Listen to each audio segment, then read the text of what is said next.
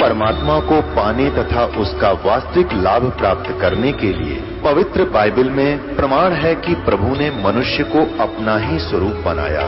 6 दिन में सृष्टि रचकर 7वें दिन विश्राम किया। कुरान शरीफ में प्रमाण है कि हजरत मोहम्मद को खुदा स्वयं कह रहे हैं कि मैंने तुम्हें उस परमात्मा की महिमा बताने के लिए भेजा है। वो परमात्मा कबीर है जिसने 6 दिन में सृष्टि रची तथा 7वें दिन तख्त पर जा विराजा। उसकी खबर किसी बाखबर से पूछकर तो देखो।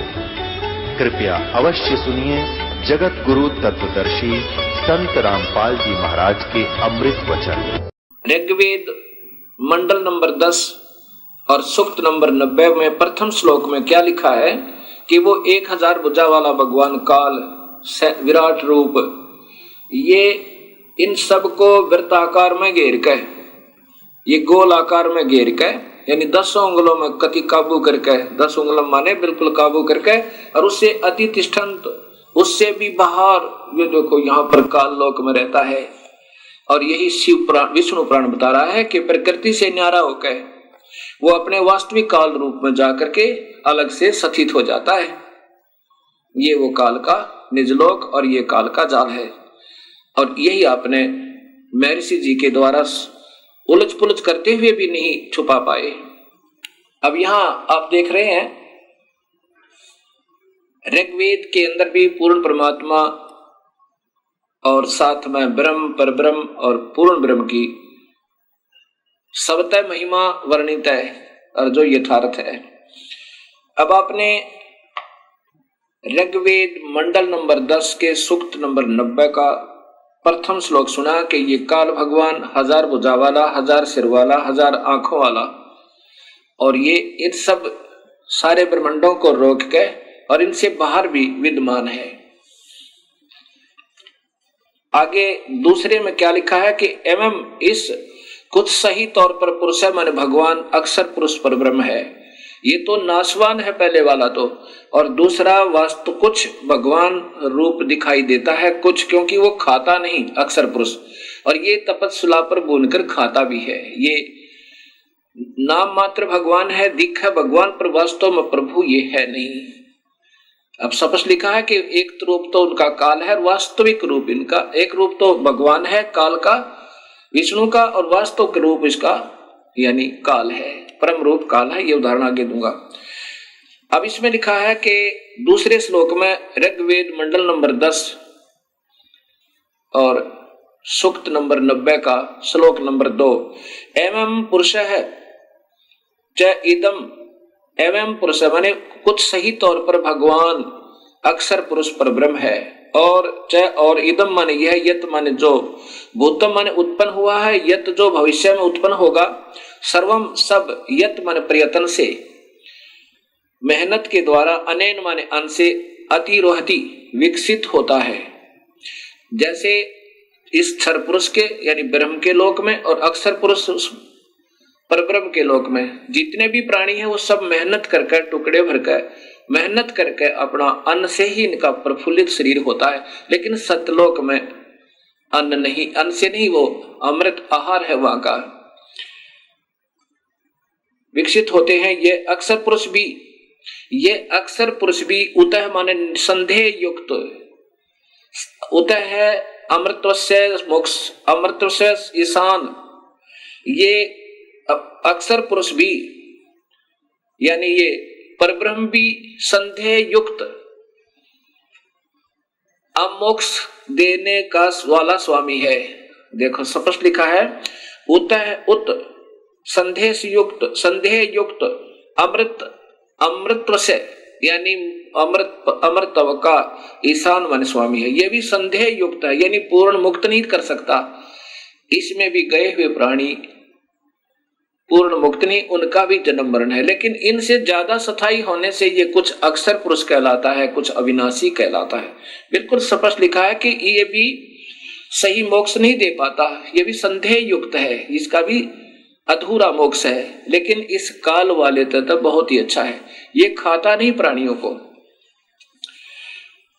अब तीसरे श्लोक में जैसा स्वयं महर्षि जी स्वीकार करते हैं कि इस भगवान की तो इतनी ही महिमा है और जो भी प्रकृति आदि से उत्पन्न हुआ है उससे भी बड़ा भगवान और है, वो पूर्ण परमेश्वर और है। ऐसा ही इसमें लिखा है। अस्य माने इस अक्षर पुरुष की तो एतावान माने इतनी ही महिमा प्रभुता है। कितना स्पष्ट ज्ञान दिया है। प्रथम श्लोक में इस क्षर पुरुष ज्योत स्वरूपी निरंजन काल का वर्णन है कि ये इन सब प्राणियों को रोक के 21 ब्रह्मांड में स्वयं बाहर भी रहता है। इसकी 1000 भुजा, 1000 आंखें, 1000 हाथ आदि आदि है। और दूसरे नंबर का भगवान एवं पुरुष है, यानी कुछ सही तौर पर भगवान है, क्योंकि वो खाता भी नहीं और इससे ज्यादा मोक्ष वहां पर मुक्त है प्राणी। बहुत समय तक शरीर रहता है लेकिन वो भी संदेह युक्त मुक्ति का दाता है। पर ब्रह्म भी यानी पूर्ण मुक्त नहीं होते। और जितने भी इन दोनों लोकों में इस परब्रह्म के 7 संख्य ब्रह्मांडों में और काल के 21 ब्रह्मांडों में जितने भी प्राणी हैं ये मेहनत से ही टुकड़ा करके खाते हैं, चाहे देवता हैं और चाहे यहाँ पर अन्य प्राणी हैं। लेकिन सतलोक में ऐसा नहीं है। आगे लिखा तीसरे श्लोक में, अस्य माने इस अक्षर पुरुष की तो एतावान इतनी ही महिमा माने प्रभुता है। ये क्षर पुरुष अक्षर पुरुष तो इतना ही भगवान है। तथा पुरुष माने पूर्ण परमेश्वर तो अतः माने इससे भी जयावान माने बड़ा है। होय होय, इस अक्षर पुरुष से भी ज्यादा शक्तिशाली है। और ये यजुर्वेद में स्वयं महर्षि जी भी स्वीकार करते हैं ऋग्वेद में कि वो परमात्मा तो इनसे बड़ा है, इनसे भी बड़ा है।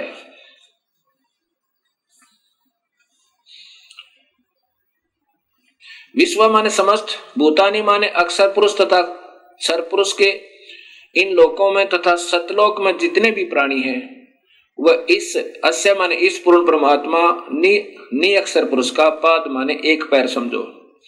अस्य माने इस परमेश्वर के त्रि माने 3, दिवी माने लोक जैसे सतलोक, अलखलोक, अगमलोक, वो अमृतम अविनाशी पाद दूसरा है। ओए होए, अब क्या बताया है कि ये जितने भी सतलोक और इस लोक में जितने भी प्राणी हैं, ऊपर के लोकों में और परब्रह्म और ब्रह्म के लोकों में जितने प्राणी हैं जीवात्मा, ये तो इसका एक पैर समझो। और ऊपर के तीनों लोकों में जितने प्राणी हैं, दिव्यलोक कौन कौन से, सतलोक, अलखलोक और अगमलोक, अनामी लोक में जीव स्थिति न्यारी नहीं है। इसलिए उन तीनों लोकों में और जितने भी प्राणी और तीनों लोक, ये उनका अविनाशी पैर है, अर्थात उस परमात्मा की स्थिति बता रहे हैं उदाहरणार्थ। आगे फिर चौथे श्लोक में लिखा है कि पुरुष माने यह अविनाशी परमात्मा, ऊर्ध्व माने ऊपर, त्रि माने 3 लोक जैसे सतलोक, अलखलोक और अगमलोक, पाद माने पैर ऊपर के हिस्से में, उदयन उदयत विराजमान है। अस्य माने इस परमेश्वर की पूर्ण ब्रह्म तथा पाद एक पैर एक हिस्सा जगत रूप पुनः फिर यह माने यहाँ अभवत प्रकट होता है और फिर यहाँ पर वो प्रकट भी होता है, जैसे कबीर रूप में आगे, कभी सत्सुकृत रूप में आगे, कभी किसी प्रकार। तथा माने इसलिए स माने वह अविनाशी पूर्ण परमात्मा असना असने होय होय, ऐसन जो खाता नहीं और जो सने जो खाता है। ये क्षर पुरुष तो 1 लाख जीवों को रोज खाता है, अक्षर पुरुष खाता नहीं। इसमें लिखा है सनेन असनेन, खाने वाले और न खाने वाले, अर्थात काल और परब्रह्म से अभी माने ऊपर, विश्व माने सर्वत्र, उससे ऊपर भी और सर्वत्र विक्रमात व्यापक है। कितना स्पष्ट कर दिया कि ये परमात्मा पूर्ण ब्रह्म अविनाशी परमात्मा ऊपर के तीनों लोकों में भी है। और फिर ये खाने वाले और न खाने वाले, काल तो खाता है पर ब्रह्म नहीं खाता। ये क्षर पुरुष तो 1 लाख जीवों का आहार करता है, इसको सांप लगा हुआ है, इसको रोग लग गया, और अक्षर पुरुष नहीं खाता। इसलिए लिखा कि खाने वाले और न खाने वाले इन में भी व्यापक है और इनसे ऊपर भी न्यारा भी वो व्यापक है। ऊपर भी है और इन सब पर भी कंट्रोल है। जैसे प्रधानमंत्री एक प्रांत में भी व्यापक है और अपने भी सब सारे देश में भी व्यापक है, और केवल मुख्यमंत्री अपने ही प्रांत में व्यापक है और मंत्री अपने विभाग में, केवल एक प्रांतीय मंत्री अपने केवल विभाग में व्यापक है। ऐसा समझो। पुरुषेण माने काल भगवान ने अपने जालसाजी से हविषा माने गर्म करके खाने के लिए मक्खन पदार्थ रूप में, देवा माने भक्त आत्माओं को अयगम अविधि पूर्वक धार्मिक रूपी यज्ञ के द्वारा, अयगम यानी जो धार्मिक यज्ञ माने धार्मिक कर्म, अयज्ञ जो धार्मिक कर्म ना हो। जैसे गीता जी में लिखा है कि 7वें अध्याय के 15वें श्लोक में कि तीनों गुणों के द्वारा जिनका ज्ञान हरा जा चुका है वो राक्षस स्वभाव को धारण किए हुए दुष्कृतिन मनुष्यों में नीच, दुष्कृतिन माने वो अधार्मिक मतलब शास्त्र विरुद्ध साधना करने वाले, दुष्कृतिन माने जो सही धार्मिक कर्म ना हो वो बुरे कर्म करते हैं, जो शास्त्र अनुकूल साधना नहीं है, पूर्ण परमात्मा की पूजा नहीं है, उससे अन्य पूजा को दुष्कृतिन अर्थात अविधि पूर्वक साधना करने वाले कहा है। यहाँ वही है कि अयज्ञन जो अधूरी अविधि पूर्वक साधना रूपी यज्ञ के द्वारा, यत माने परिवर्तन करके, तन्वंत माने ताने अर्थात जाल की तरह रचना रची, वसंत सुहाना मौसम, वसंत अर्थात रिंचिक सुख।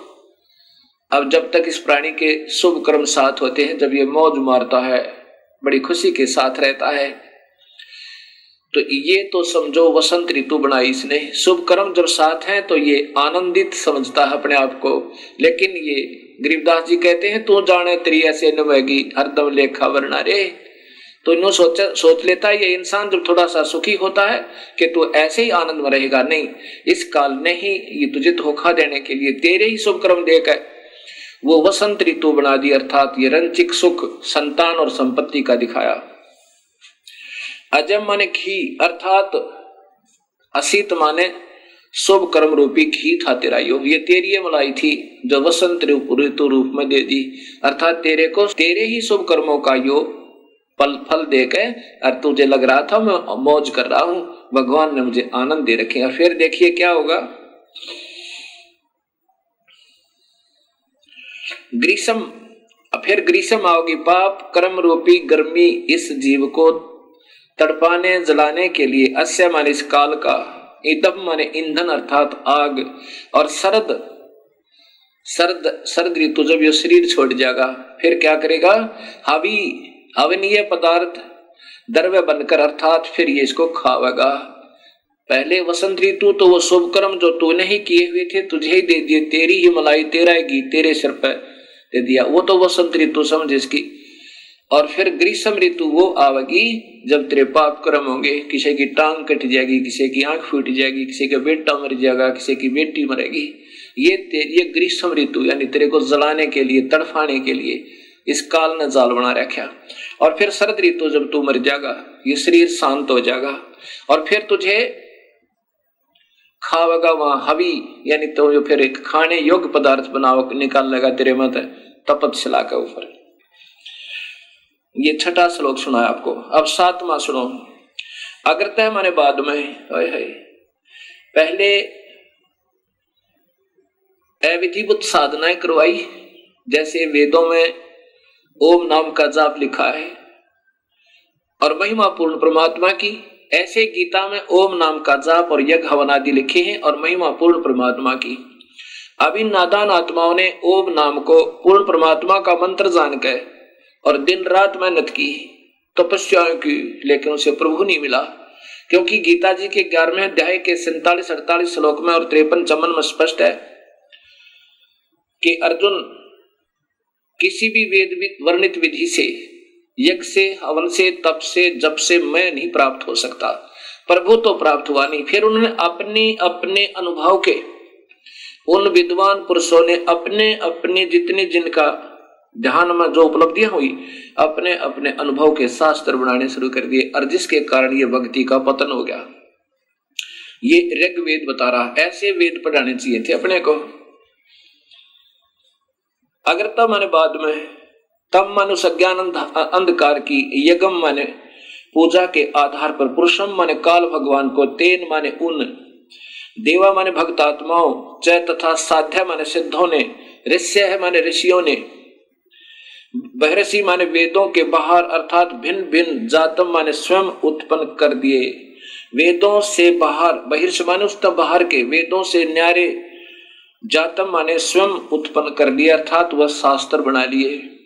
ये माने जो प्रोक्शन माने मन माने मंत्रों के उच्चारण से, जैसे चारों वेदों में थे एक एक थोड़ा थोड़ा मंत्र निकाल के और एक ब्रह्म ये गायत्री मंत्र बना दिया। ये चारों वेदों में से दो दो अक्षर तीन तीन अक्षर ले रखे हैं।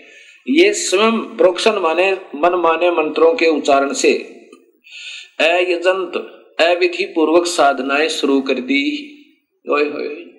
ऋग्वेद बता रहा है ये। जैसे ओम भूर्भुवः स्वः तत्सवितुर्वरेण्यं भर्गो देवस्य धीमहि धियो यो न प्रचोदयात्, ये चारों वेदों में से छोटे छोटे मंत्र निकाल लिए और इसका एक मंत्र बना के आप ही अपने हिसाब से साधना शुरू कर दी। ओम नमः शिवाय, ओम भगवते वासुदेव नमः, ये जो मंत्र बना लिए, कहते हैं यहाँ से ये भक्ति सतर्गिरता चलेगा। राधे श्याम सीताराम, ये कोई भक्ति मंत्र नहीं है। ये तो ठीक अपने मन को राजी करने के लिए, ये तो स्वीट टेबलेट्स है, ये तो मीठी गोली है। लेकिन नाम जाप से ही बात बनेगा जो वेदों में लिखा है। इस मन को प्रसन्न करने के लिए चाहे कुछ भी गाते बजाते रहो, इससे कोई लाभ नहीं होगा। उस मूल मंत्र से ही बात बनेगी जो वेदों में वर्णित है। और फिर पूर्ण परमात्मा कबीर परमेश्वर ने उस ओम मंत्र के साथ एक मंत्र और जोड़ा जो परब्रह्म का मंत्र है, और एक मंत्र और जोड़ा जो पूर्ण ब्रह्म का मंत्र है। ऐसे ये तीन मंत्रों का जाप से जीव का छुटकारा होगा। बाकी मन प्रसन्न करने के लिए चाहे फिल्मी गाने के आधार पर गा लो उस भगवान की स्तुति, और चाहे किसी मनमुखी मंत्र के आधार पर अपना व्यर्थ जीवन कर लो, उससे कोई लाभ नहीं। ये वेद बता रहे हैं। मनमाने मंत्रों के उच्चारण से अयजंत अविधि पूर्वक साधनाएं प्रारंभ कर दी। अब 8वां श्लोक है कि तस्मात् उस धार्मिक यज्ञ, उस धार्मिक कर्म यज्ञ आदि से जो अविधि पूर्वक थे, अर्थात काल ब्रह्म को ही पूर्ण ब्रह्म मानकर निर्गुण सरगुण रूप से धार्मिक कार्य करने से सर्वहुत सब धार्मिक कार्य यज्ञादि करने वाले, अब उस पूर्ण परमात्मा को के ही जैसा इस काल को मान के उसी की साधना करने वाले वर्षद, प्रसद माने पूरी सभा, प्रसद माने पूरी सभा यानी पूरा भक्त वृंद, सभी भक्त आत्माएं, समुदाय आयजम पिंगला हुआ घी अर्थात प्रभु प्राप्ति की प्रेरणा से विशेष प्रेरित। अब जैसे ये संत जन बढ़िया बढ़िया लतीफेदार कथा सुना के इन भक्त आत्माओं को प्रेरणा तो इतनी दे देते हैं प्रभु पाने की, और जाप देते हैं काल का, और काल से भी निम्न सतर का, काल का भी कोना। फिर बताते हैं कि पीपल के चक्कर लगाओ, वट वृक्ष के चक्कर लगाओ, इसमें भगवान का देवताओं का वास होता है। कभी कुछ बताते हैं, मनमाने साधना दे देते हैं, कोई राम का जाप देता है, कोई हरि शरणम, ये कोई जाप नहीं है। ओम नमः शिवाय, ओम भगवते वासुदेव नमः, ये कोई मंत्र नहीं है। अब यहाँ कहते आयजम पिंगला हुए घी की तरह प्रभु प्राप्ति की प्रेरणा से विशेष प्रेरित सम माने पूर्ण परमात्मा की सत भक्ति सदृश जान के उन गलत मंत्रों को, उन नादान संतों के द्वारा दी गई साधना को सत मान के और जानकर भरतम धारण किए हुए उसको जाप करते हुए अपने हिसाब से सोचते हैं कि हम सही पूजा करें क्योंकि मेरे गुरुदेव ने मुझे बताया है। तान माने उस गलत साधना से ये जो 84 लाख जूनियां चार खानियां कहलाती हैं पशून, ये संस्कृत बोल रहा हूं, पशून पशु जूनी में चले जाएंगे वह पशु जूनी। और फिर वायान माने वायु में रहने वाले पक्षियों, आर्यन माने जंगली प्राणियों, चै तथा ग्राम्य गांव में रहने वाले व्यक्तियों, मानव आदि, चक्रे माने जन्म मरण के चक्कर में पड़ जाते हैं। ये मालिक ऋग्वेद स्पष्ट कर रहा है कि ये नादान आत्माएं इन गलत गुरुओं के ने अपने आप ही मनमाने मंत्र बना के वेद न्यारे और गीता से भिन्न, ये सब फिर पशु जोनि में पशून, व्यव्यान, आर्यान, ग्राम्य, चक्रे, ये सारे होते हैं इन धार्मिक शास्त्रों में। तो ये इस प्रकार ये पशु चारों प्रकार की प्राणियों खानियों में ये चक्कर में पड़ जाते हैं, ये मुक्त नहीं होते। अब यही ऋग्वेद मंडल नंबर 10 और सूक्त नंबर 90 का आपको श्लोक नंबर 9 सुनाता हूं। तस्मात, उसके बाद, सर्व माने सब, यज्ञात माने धार्मिक कार्य, हुत माने करने वाले, सामानी साधारण अर्थात वेदों को छोड़कर, छंदासी अन्य छह शास्त्र, 11 उपनिषद, गोपथ, ब्राह्मण आदि जजीरे माने बनाए। अब इन नादान संतों ने अपनी अपनी अनुभूतियां अलग से 6 शास्त्र, 11 उपनिषद, ये बाकी गोपथ, ब्राह्मण और अन्य वेदों के ब्राह्मण बनाए। तस्मात माने उसके बाद, रचय श्लोक जजीरे बनाए, अपने आप और श्लोक बना लिए नारे नारे। तस्मात उसके बाद, यजुर प्रार्थनाएं, यजु माने प्रार्थनाएं, यजुर स्तुतियां, अन्य ब्राह्मण जैसे अन्य यजुर्वेद के अन्य ब्राह्मण अजायत माने बनाए। अब ओम जय जगदीश रे, स्वामी जय जगदीश रे, जय माता दी, पिछले बोलो अगले बोलो जय माता दी, ये बना लिए नो कहे, ये शास्त्र विरुद्ध है, इनसे प्रभु प्राप्ति नहीं हो सकती, तो मनराज जी करने वाली बात है। आगे 10वें श्लोक में लिखा कि तस्मात उसके बाद, अश्वा माने घोड़े जैसी दौड़ लाएगी अपने अपने न्यारे न्यारे शास्त्र बनाने की। के माने इसलिए काल साधना से, ये माने जो अजायंत उत्पन्न हुआ, उभयादत, यह दोनों ही काल के दांत समझो।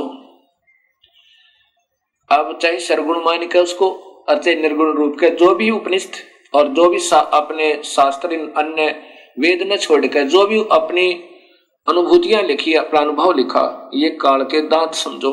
इनमें उलझ गए सारी नादान आत्माएं। वेदों से अलग अगर कोई साधना बताता है वो गलत बताता है। वेद खुद भगवान द्वारा वर्णित है और उसमें उतना ही करना जितना लिख रखा है, उससे ज्यादा कम करता कोई अपने, वो फिर उस खेल के मैदान के नियमों से बाहर खेल रहा है।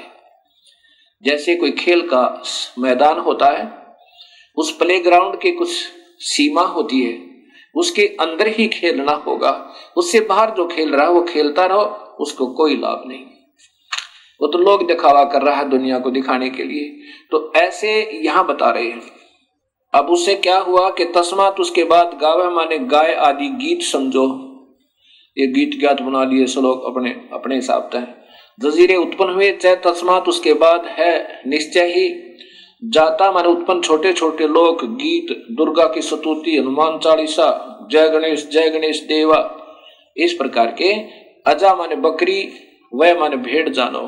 ओए होए, अब ये निमन सूत्र के तीर्था बजाना है, अपने आप हनुमान चालीसा और जय गणेश देवा, ये भक्ति के नहीं, ये तो इष्ट स्तुति आप कर रहे करते रहो, लेकिन उस पूर्ण परमात्मा की भक्ति के बिना अन्य उपासना किसी भी देव की आप कर रहे हो वो व्यर्थ बता रखे गीता में और साथ में वेदों में। तो ये होगी फिर भेड़ बकरियों पर आगे। अब कबीर साहब कहते हैं, कबीर इस संसार को समझाऊं के बारे, पूछ पकड़ के भेड़ की ये उतरा चावे पार। वही वेद बता रहे हैं जो कबीर परमेश्वर ने स्वयं आकर बताया कि उन वास्तविक साधना ने छोड़ के नौका में तो उतर गए और भेड़ की पूछ पकड़ ले कोई दरिया से पार होने के लिए, तो कभी पार नहीं हो सकता। कबीर साहब कहते हैं, कबीर इस संसार ने समझाऊं के बार, और ये पूछ पकड़ के भेड़ की उतरा चावे पार, ये नादान साधना है। पाप दुर्गा स्तुति बनाकर तू शेरा वाली है, तू लट्टा वाली है, तू फलाने वाली है, वो तो माँ में गुण है ही है, लेकिन वो मिले कैसे ये संत बताएंगे। जैसे बिजली की स्तुति कोई गावे, तो पंखा चला देती है, तो कूलर चलाती है, अंधेरे को उजाले में बदल देती है, जय बोलो बिजली की, जय बोलो बिजली की, पिछले बोलो बिजली की। अब इससे क्या होगा, ये तो गुण है उस विद्युत में, वो प्राप्त कैसे होंगे उसका एक न्यारा मार्ग है। उसके लिए कनेक्शन लेना होगा, और वो कनेक्शन देने वाले कोई और होते हैं उन गीत गाने वालों से, उन बताने वालों से कनेक्शन देने वाले और होते हैं। वहां कनेक्शन लेने से वो सुख होंगे जो बिजली के विद्युत के आप सुना करते थे। ऐसे इन शक्तियों के कनेक्शन देने वाले परम संत को ढूंढना होगा। जैसे गीता जी के 4 अध्याय का 34वां श्लोक कहता है कि अर्जुन उन संतों ने ढूंढ ले जो उस पूर्ण परमात्मा के परम तत्व के जानने वाले हों, उनको दंडवत प्रणाम करो और निष्कपट भाव से उनकी सेवा करो, और सरलता पूर्वक प्रसन्न करने से वो फिर तत्वभेदी संत, तत्वदर्शी संत तुझे जो मार्ग बताएं वैसे करना। अब आगे क्या बताया है? अब अपने अपने हिसाब के शास्त्र बनाने से यजुर्वेद के मंडल नंबर 10 सूक्त नंबर 90 का श्लोक नंबर 11 सुनो कितना प्यारा लिखा है। यत माने जिस, पुरुषम माने पूर्ण परमात्मा की, अद माने खाने के लिए। अब देखो, अपने उदर पूर्ति के लिए, अद माने अपनी उदर पूर्ति के लिए उस पूर्ण परमात्मा की, वी माने नाना प्रकार की, अधु माने अधूरी घटिया, वी माने भिन्न, अकल्पयन अधूरी काल्पनिक व्याख्या विवरण के आधार पर, किम माने कोई तो, अस्य माने इस पूर्ण परमेश्वर के, मुखम माने मुख को, उत्तम अंग को, और कोई बाहु माने भुजा को, उरोजांग को, और कोई पैर को प्रभु मानकर कतविधा कतिधा नाना प्रकार के से उच्चते माने महिमा कहते हैं। ओए होए कितना स्पष्ट कर दिया। ये 11वां श्लोक कह रहा है कि वो नादान अपने उदर पूर्ति के लिए, जिनको पूर्ण ज्ञान है को ना, और अपने अपने अनुभव से को तो जैसे मुखम यानी उसके मुख को, मुख्य उस परमात्मा के नाना प्रकार के अंगों को, जैसे पहले बताया ना, इनका एक पैर तो ऊपर अजर अविनाशी है, एक नीचे है, इनका मुख्य अंग, कोई मुख ने, कोई पैर ने, कोई हाथ ने, इनको भगवान मान रहा है परमात्मा के ने। कैसे?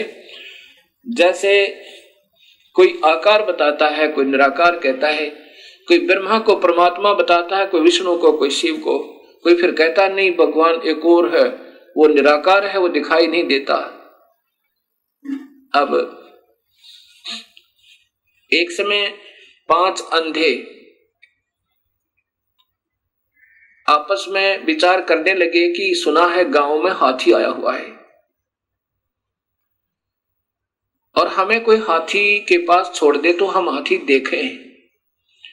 एक आंखों वाला उनकी बातें सुन रहा था। उसने कहा भी तुम हाथी कैसे देखोगे सूरदास, तुम्हारी आंखें तो है नहीं। अंधों ने कहा कि हमारे हाथ आंखों का काम करते हैं, आप कृपा करके हमें उस हाथी के पास छोड़ दीजिए। उस आंखों वाले ने उन 5 अंधों को हाथी के पास छोड़ दिया, चारों तरफ छोड़ दिया।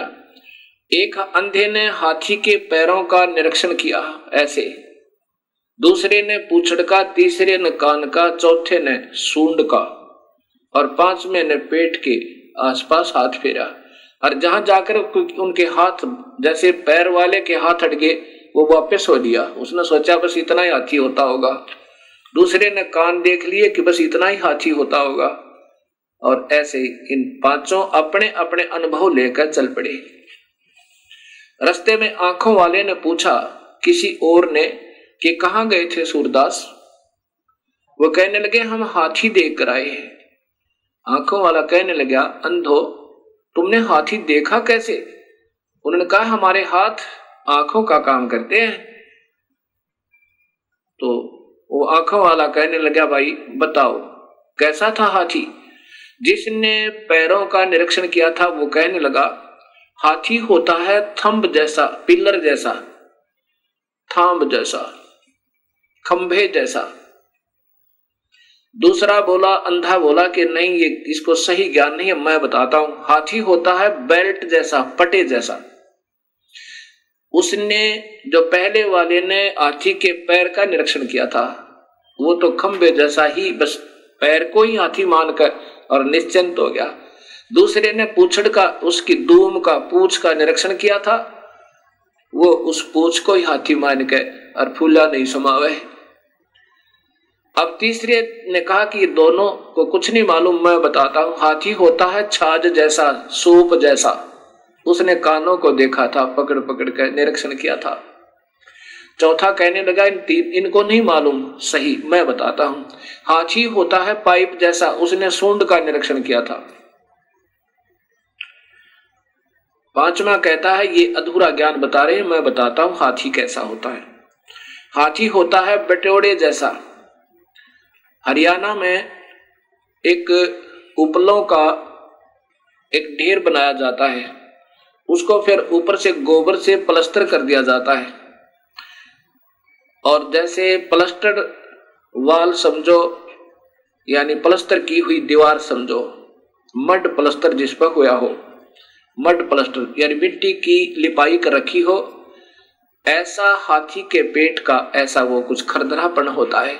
अब पेट पे हाथ फेरने वाला कहता हाथी होता है मड प्लास्टर, यानी कच्ची दीवार जिस पे मिट्टी का प्लास्टर हुआ हो, ऐसा हाथी होता है।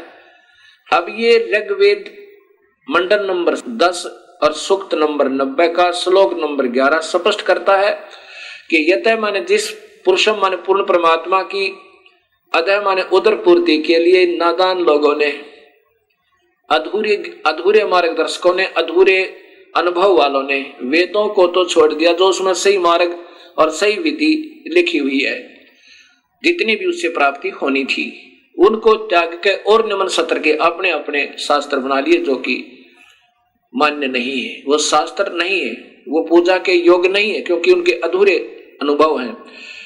वी माने नाना प्रकार की, अधू माने अधूरी, घटिया, वी माने भिन्न, अलग से, अकल्पयन अधूरी कल्पनाएं, व्याख्या विवरण आधार पर। किम माने कोई तो अस्य माने पूर्ण परमेश्वर के, मुखम माने मुख को भगवान कहता है, यानी कोई तो कहता नहीं भगवान तो और है, वो तो मुख्य भगवान, मुख है उसका पूर्ण परमात्मा का। और कोई भुजा को भगवान कहता है, कोई पैर को पाद है, और कोई किसी प्रकार से जांग को, यानी ऐसे ऐसे उन्हें अपने अपने हिसाब की अटकलें लगा रखी हैं। अब आंखों वाला बता सकता है कि सारे मिलाकर ही प्रभु बनता है। जैसे ये 21 ब्रह्मांड और ये तो एक अक्षर पुरुष है, इसके 3 पुत्र हैं, ब्रह्मा विष्णु महेश, और 7 संख ब्रह्मांड का मालिक ये परब्रह्म है, अक्षर पुरुष है, और पूर्ण ब्रह्म परमात्मा इन सब का कुल मालिक है। वो सतपुरुष है, उसका वास्तविक नाम कबीर है। इन सब रचना से पहले भी उनका नाम कबीर है, इसलिए वेदों में उस परमेश्वर का नाम कबीर आया है। अब आपको ऋग्वेद के मंडल नंबर 10 सूक्त नंबर 90 के 15 और 16 श्लोक और सुनाता हूं। इसमें बिल्कुल स्पष्ट वर्णन कर दिया कि 7 और 21, क्योंकि इसमें हिंट होते हैं और हिंटों को वही बता सके जिनको पूर्ण ज्ञान हो। क्या लिखा है?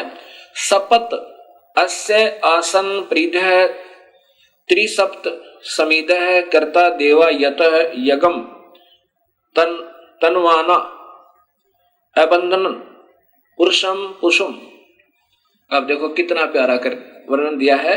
सपत माने 7 संख, सप्त माने 7, त्रिसप्त माने त्रिसप्त माने 3, त्रिसप्त 3 बार 7 7 अर्थात 21, त्रिसप्त 3 गुणा में 7 21, त्रिसप्त यानी 21। इसमें ऐसा ही लिखा जो दास पढ़ रहा है। सप्त 7 संख ब्रह्मांड तो परब्रह्म की तथा काल ब्रह्म के त्रिसप्त। अब 7 संख ब्रह्मांड तो परब्रह्म के और त्रिसप्त इस 21 ब्रह्मांड काल ब्रह्म के। समीदय माने दुख रूपी आग से दुखी, कर्ता माने करने वाले, प्रीधय गोला आकार रूप में सीमा में जो आसन माने विद्यमान है, यत माने जो पुरुष माने पूर्ण परमात्मा की, यज्ञ माने विधिवत धार्मिक कर्म अर्थात पूजा करता है, वह पशु माने बलि के पशु रूपी, देवा माने भक्त आत्मा को, तनवाना काल के द्वारा रचे फैलाए बंधन जाल से अबंधन बंधन रहित करता है। बंदी छुड़वाने वाला बंदी छोड़ है वो परमेश्वर। इस पारब्रह्म के तो 7 शंख ब्रह्मांड में और काल के 21 ब्रह्मांड में जो बलि के बकरे की तरह बेचारे इन्होंने फंसा रखा है, उन काल के रचे हुए जालों में के बंधन से अबंधन करता है, उनको निर्बंध करता है, उनको छुड़वाता है। और फिर 16वें श्लोक में कमाल कर दिया, जो देवा माने भक्त आत्मा अयगम अधूरी गलत धार्मिक पूजा के स्थान पर यज्ञ माने सत्य भक्ति धार्मिक कर्म के आधार पर यजंत माने पूजा करते हैं। तानी माने वे धर्माणी धार्मिक शक्ति संपन्न प्रथमानी मुख्य अर्थात उत्तम है। कितना स्पष्ट कर दिया कि जो उस अविधिवत साधना न छोड़ के जो भक्त आत्मा और विधिवत साधना करते हैं वो सबसे उत्तम हो गए। उनके पुण्य कर्मों का उनके नाम के जाप का संग्रह होगा, भक्ति संचित होगी, वो सबसे उत्तम आसन माने हैं। ते है वे ही वास्तव में महिमान अर्थात महिमा मान का अर्थ है महान शक्ति युक्त होकर भक्ति की कमाई तय धर्म तय दान तय यज्ञ तय हवन तय जप तय ये महिमा मान होगे अर्थात ये शक्तिशाली होगे, इनमें खूब कमाई होगी। साध्या माने भक्तजन, नाकम माने पूर्ण सुखदायक परमेश्वर को, सचंत माने भक्ति निमित्त कारण से प्राप्त होते हैं। भक्ति निमित्त कारण से प्राप्त होते हैं, उस सत भक्ति की कमाई से उस पूर्ण परमात्मा को प्राप्त हो जाते हैं। यत्र माने जहां पर, पूर्व माने पहले वाली सृष्टि के, देवा माने भक्त आत्माएं, संति माने रहती हैं। ओए होए होए, ये कितना स्पष्ट कहा है कि जो उस पूर्ण इस अधूरी साधनाओं को त्याग देते हैं, जब पता लग गया हम गलत साधना करें, वो भक्ति सही भक्ति करने से भक्ति युक्त हो गए, उनमें कमाई बन गई नाम की, धर्म की, दान की, और उस कमाई के आधार पर उस पूर्ण परमात्मा को वो प्राप्त हो जाते हैं। जहां पर पूर्व माने पहले की सृष्टि के, देवा माने भक्त आत्माएं, संति माने रहती हैं। जहां पर हम पहले रहा करते सतलोक में, उस पहले वाली सृष्टि यानी सबसे पहले वाली सृष्टि सतलोक के अंदर, वहां चले जाते हैं जहां पर पहले वाली सृष्टि के भक्त आत्मा रहती है, जहां से हम बिछुड़ कर आए थे, जहां से हम सतलोक से बिछुड़ गए थे। अब इसी का प्रमाण, अब सच्चाई को कहां तक छुपाओ ये ऋषिजन। कबीर साहब कहते हैं चोर चुराई तुमड़ी और गड्ढा पानी मां, वो गाड्डा वो बाहर आवे, ऐसे सच्चाई छानी ना। अब फिर दिखाता हूं महर्षि दानंद जी द्वारा भाषा भाष्य, ये देखिएगा ऋग्वेद, ये महर्षि दानंद जी द्वारा भाषा भाष्य है। महर्षि दानंद सरस्वती ये इन्होंने टीका किया है, और यही सूक्त नंबर 10, ये कांड नंबर 10 और सूक्त नंबर 90 का। अब श्लोक नंबर आप देखिएगा 15, इसमें सपथ अस्य संति पृथ्य और त्रिसप्त, ये त्रिसप्त इन्होंने कैसे किया है। यत जिस यज्ञ माने सृष्टि यज्ञ को तनवाना करते हुए देवा सृष्टि साधनभूत देव पशुम देखते हैं, पुरुष को उसमें बांधते हैं, देखने वाले दृष्टा पुरुष को उसमें बांधते हैं। इस यज्ञ की सप्त, अब देखो सप्त, अब सप्त ने ये क्या समझे जिनको ज्ञान ही नहीं। सप्त माने 7 शंख ब्रह्मांड, सप्त माने 7, पृथ्वी छंद रूपी पृथ्वी, ये गोला आकार में पृथ्वी, जैसे पृथ्वी नहीं होती पृथ्वी, अब 7 आवरण ये अपने हिसाब से इन्होंने बनाए हैं, ऐसा नहीं। ये देखिए फिर त्रिसप्त, त्रिसप्त माने 21, ये 21 ब्रह्मांड काल के, और ये सप्त, ये 7 सप्त माने 7, ये 7 शंख ब्रह्मांड पर ब्रह्म के। अब देखो समीधा आदि कर्ता बनाई। अब इसमें 15वां 16वें श्लोक में देखो, ये स्वयं आप ही लिख रहे हैं, ये वही 16वां श्लोक है, सूक्त मंडल नंबर 10 सूक्त नंबर 91 का, ऋग्वेद 90 का, ये 91 आगे शुरू होगा, ये लास्ट है। देवा दिव्य शक्तियां यज्ञ माने संगीकरण आदि से अथवा अग्नि से यज्ञ सृष्टि रूपी यज्ञ को अजायत माने करते हैं, अजंत, क्योंकि तानी माने वे, धर्माणी संसार के धारक बल। अब सब कुछ उलट सुलट करते करते फिर देखियो कहां आएगा सच्चाई। प्रथमानी मुख्य आसन माने हैं। इसका अर्थ बनता है जो सही ढंग से भक्ति करते हैं वो सबसे उत्तम भक्त आत्मा है। ते वे ही महिमान महान सामर्थ्य वाले हुए, अर्थात जो सख्त भक्ति करते हैं उनमें भक्ति शक्ति होगी। नाकम माने आनंद स्वरूप परमेश्वर को, सचंत माने निर्मित कारण से रूप में प्राप्त करते हैं। अब एक तरफ तो वो कहते हैं परमात्मा निराकार है और यहां स्वयं कहते हैं कि परमेश्वर को निमित्त कारण से रूप में प्राप्त करते हैं। कहां? यत्र माने जिसमें, पूर्व माने पूर्व सृष्टि अर्थात सतलोक के, साध्या माने सृष्टि साधन संपन्न, देवा माने दिव्य शक्तियां, संति माने रहते हैं। अब स्वयं स्वीकार कर रहे हैं महर्षि जी के आनंद स्वरूप परमेश्वर को प्राप्त करते हैं निमित्त कारण से, अर्थात सतभक्ति के कारण प्राप्त करते हैं। इसलिए भगवान कहीं आकार में है जहां उसको प्राप्त करते हैं। प्राप्त करना माने उससे मिलना, उससे साक्षात्कार करना। ये स्वयं वेद बता रहा है और स्वयं अपने कर्मों से लिख रहे हैं, कर कमलों से, जिसमें कहा जाते हैं उस परमात्मा के लोक में जहां पहले की सृष्टि यानी सतलोक वाले साध्या सृष्टि संपन्न साधन संपन्न अर्थात वो भक्त आत्मा, देवा माने दिव्य शक्तियां, ये भक्त आत्मा रहती हैं वहां, क्योंकि वो परमात्मा स्वरूप आत्म रूप में है इसलिए उनको देवा कहा है, शक्तियां रहते हैं। अब प्रिय भक्त आत्माओं, इस सच्चाई को इतना गहरा दबा दिया गया कि इसके ऊपर से मिट्टी हटाते हटाते ढेर सारा प्रयत्न करना पड़ता है।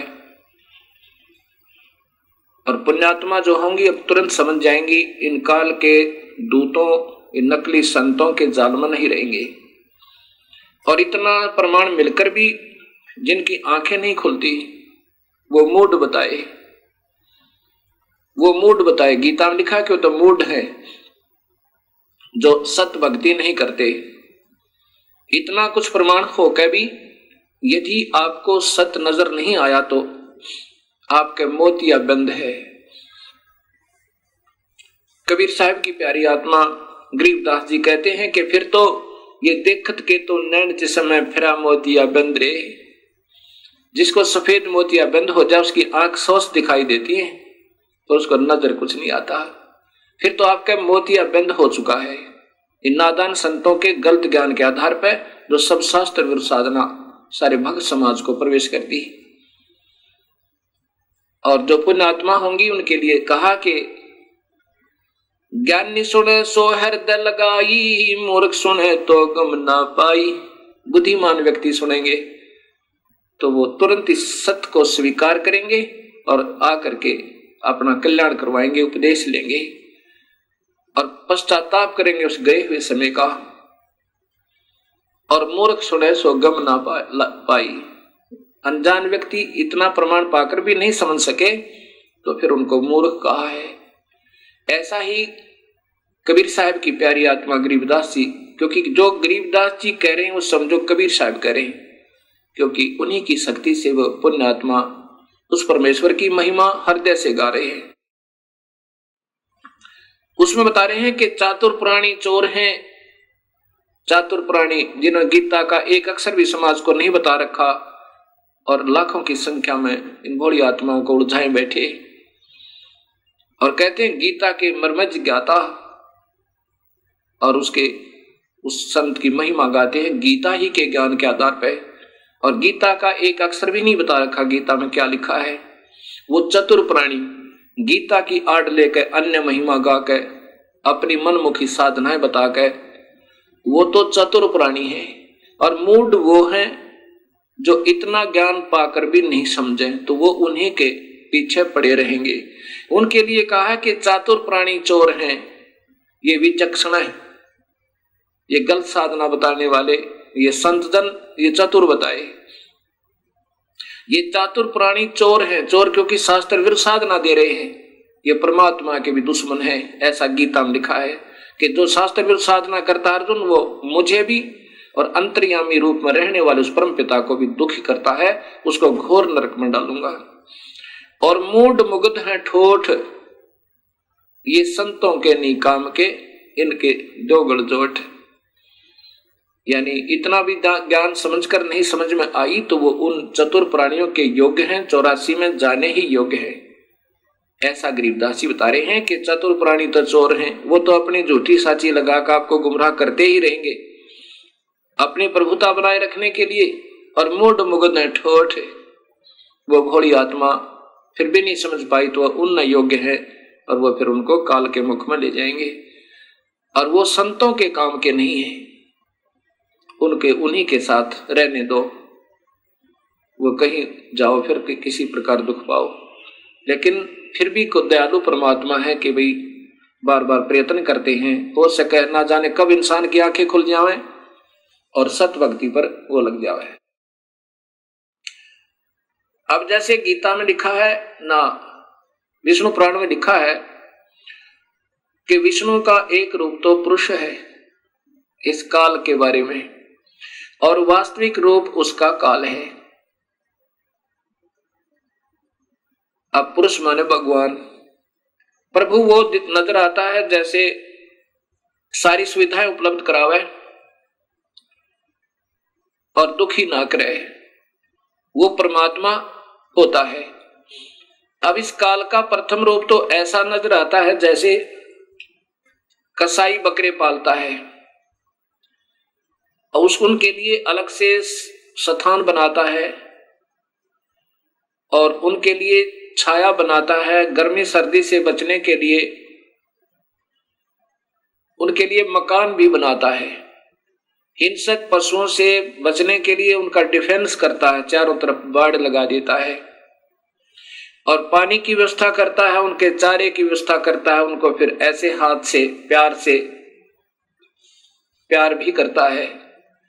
अब वो नादान पशु उस कसाई को अपना मालिक समझते हैं क्योंकि उनको वो अपना स्वामी नजर आता है, सारी सुविधा प्रदान कर रखी है। लेकिन जब वो आता है उनके अंदर, वो देखता है ऐसे ये कितने वजन का हो गया, कितना मांस हो गया इसमें, बकरे में ये कितने किलो वजन होया, कितने रुपए की कीमत इसकी होगी। और वो नादान पशु उसको अपना स्वामी मान के, किसको, कसाई को, उससे प्यार करता है, उसके मुख को चाटता है और ऐसे पैरों को उसके ऊपर डाल लेता है सीने से लगाने के लिए। अब उस भोली आत्मा ने, पशु ने, उस बकरे को ये मालूम नहीं, बकरी को, कि ये दुश्मन है तेरा, ये कसाई है। और फिर किसी का पुत्र आओ, किसी की पुत्री आओ, 10 की आवश्यकता 10 ले लिए, 20 की आवश्यकता 20 निकाल लिए और 100 की आवश्यकता 100 निकाल लिए। किसी का बेटा मरो, किसी की बेटी मरो। ऐसे ही ये काल भगवान है, यही महाब्रह्मा, महाविष्णु, महाशिव रूप में लीला करता रहता है, सबको गुमराह रखता है। इसका प्रथम रूप तो भगवान जैसा दिखा, जैसे बढ़िया पृथ्वी दे रखी, बढ़िया सूर्य बना हुआ, नीचे पानी मीठा है और फिर फलदार वृक्ष हैं, दूध, दही, घी, सेब, संतरे, मक्खन, कार, कोठी है ठाठ कर रखे।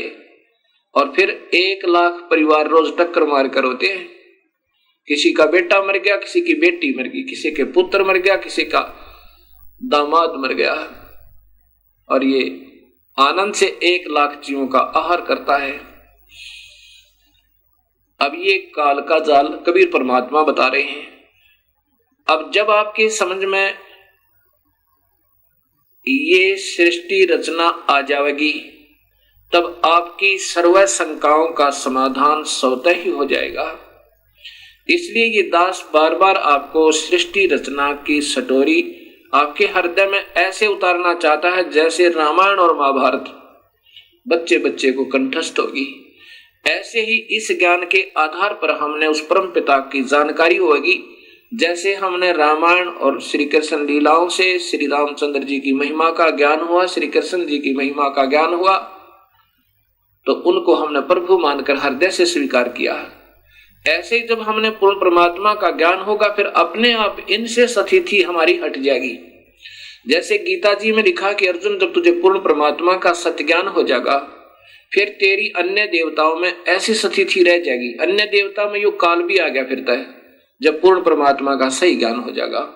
कैसे? जैसे छोटे जलाशय के, जब आपके बड़े बड़े जलाशय के प्राप्त हो जाने पर पहले समय में नहाने और धोने पीने के लिए तालाबों का स्वच्छ जल ही प्रयोग किया जाता था, क्योंकि उसमें जड़ी बूटियां बहुत हुआ करती आसपास, और वर्षा के कारण जड़ी बूटियों के ऊपर गिरा हुआ जल और फिर संचित हो जाता था एक झील में, एक तालाब में, उसी को पिया करते थे। वो बहुत स्वास्थ्यवर्धक होता था। तो कहते हैं कि उसमें पीने के लिए भी वो पानी ही प्रयोग किया जाता था और उसी से सिंचाई भी की जाती थी। भगवान कह रहे हैं, अर्जुन, जब बड़े जलाशय के प्राप्त होने पर छोटे जलाशय में, जिसमें कुछ समय का अस्थायी जल था जो ग्रीष्म ऋतु आने पर समाप्त हो जाना था, उस छोटे जलाशय के प्रति जैसी तेरी श्रद्धा रह जाएगी, ऐसा ही उस पूर्ण परमात्मा के सत्य ज्ञान के हो जाने पर इन अन्य मेरे में यानी ब्रह्म में और परब्रह्म में और नीचे के ब्रह्मा विष्णु महेश और देवताओं में, इनमें जिसी तेरी श्रद्धा रह जाएगी, जैसे उस बड़े जलाशय बड़े तालाब के प्राप्त होने पर उस छोटे जलाशय में रह जाती है। उससे फिर नफरत नहीं होती, वो तो काम चलाऊ है और वो सथाई है। ऐसे अपने आप उसमें श्रद्धा स्वतः बन जाएगी।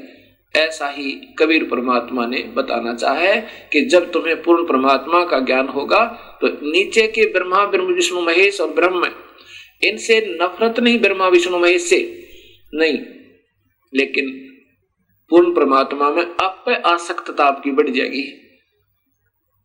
अब जैसे अनजानपने में रात्रि के समय कोई छोटा सा 25 वाट का बल्ब उदय हो जावे, जग जावे, तो ये भोले भाले पतंग, छोटे छोटे जुगनू, तितलियां, ये मच्छर उसके चारों तरफ उसको सच्चिदानंद मान के, सत्य चित आनंद, क्योंकि अंधेरे में तो वही बढ़िया, इसलिए उसको सच्चिदानंद मान लिया। अभी तक समाज को सच्चिदानंद की परिभाषा का भी ज्ञान नहीं।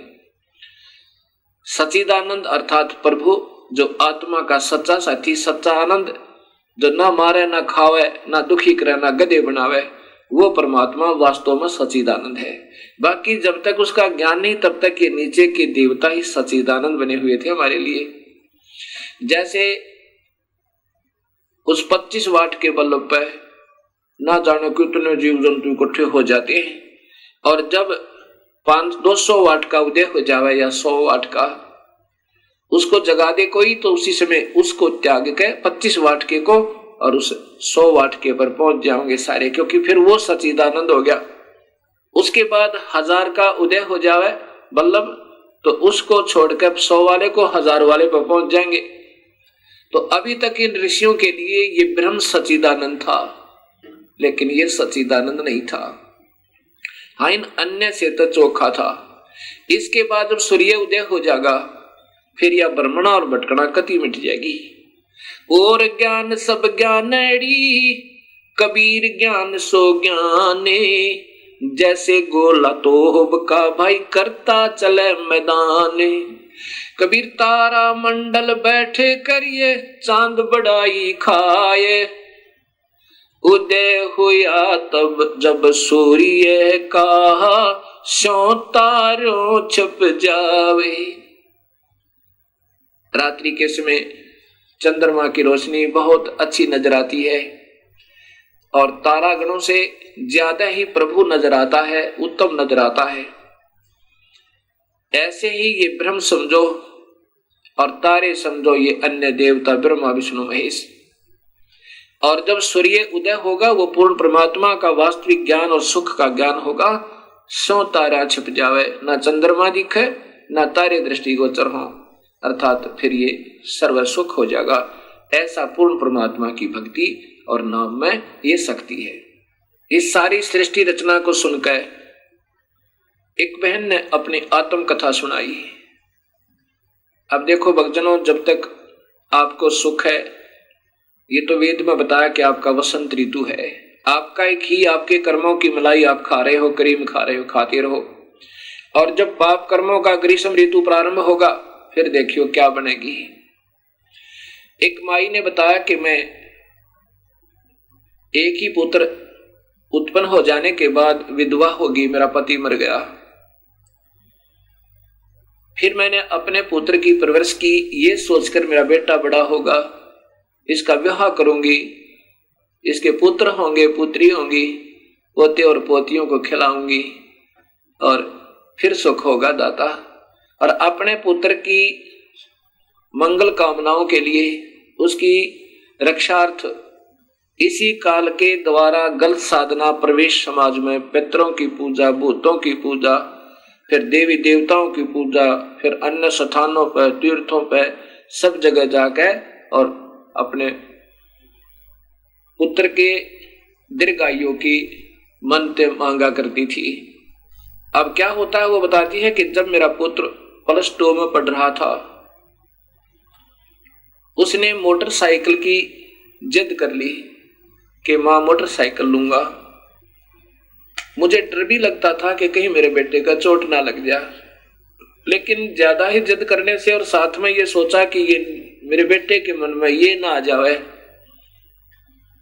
कि मेरा पिता होता तो आज मुझे अवश्य मोटरसाइकिल दिलवाता। मैंने सोचा कि कहीं बेटे के हृदय में हीन भावना ना आ जाए। मैंने जैसे तैसे करके हीरो होंडा मोटरसाइकिल लाकर दे दी। प्रतिदिन अपने एक दोस्त को लेकर के वो कॉलेज जाया करता था, स्कूल जाता था।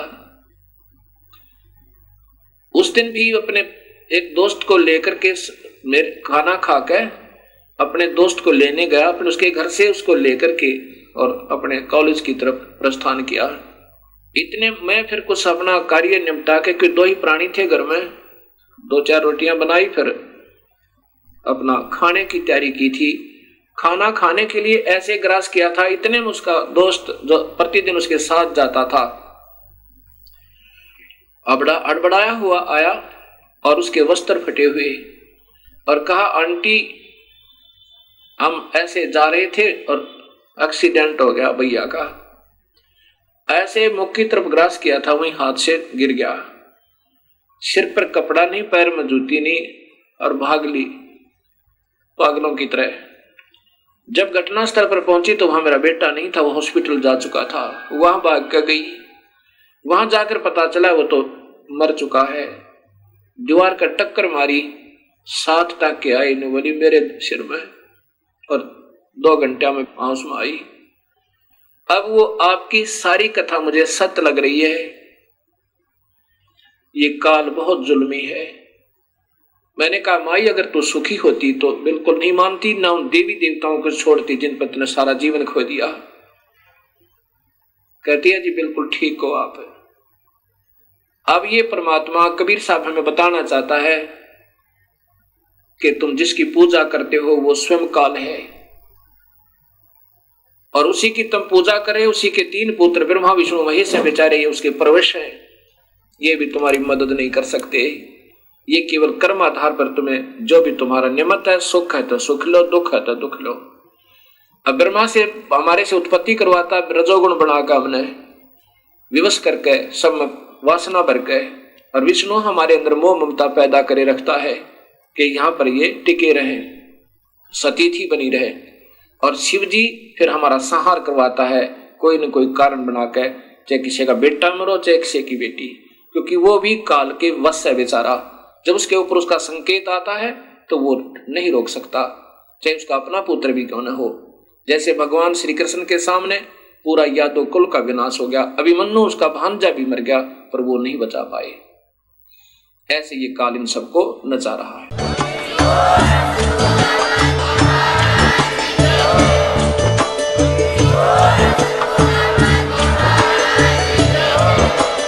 आप सुन रहे थे जगत गुरु तत्वदर्शी संत रामपाल जी महाराज जी के मंगल प्रवचन। अधिक जानकारी के लिए विजिट कीजिए हमारी वेबसाइट www.jagatgururampalji.org। संत रामपाल जी महाराज जी के शुभ आशीर्वाद से पूरे विश्व भर में 500 से भी ज्यादा नाम दीक्षा केंद्र हैं, जिन पर संत रामपाल जी महाराज जी द्वारा ऑनलाइन निशुल्क नाम दीक्षा दी जा रही है। अपने नजदीकी नाम दीक्षा केंद्र का पता करने के लिए संपर्क करें 8222880541।